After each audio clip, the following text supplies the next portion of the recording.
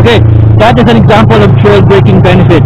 Naka-trail braking ako kanina, nakalean ang motor ko, siguro I'm more on 30 degrees or 35 degrees nakalean, tapos I'm on power, umaarangkada ako, tapos yun, biglang may tricycle na gusto mag-u-turn, diba?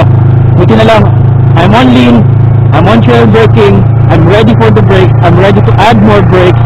Hindi ako gumamit ng clutch, hinayaan kong tumulong yung engine braking para mag-slow down ako, and then I squeezed the brake, I added brake pressure while still on lean.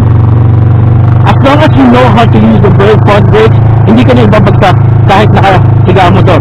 As long as you know trail braking, benefit ng trail braking. So, I was adding lean angle, I was releasing some of the brake pressure, I saw the danger, I removed some of the lean angle, and I added more brake pressure. And good.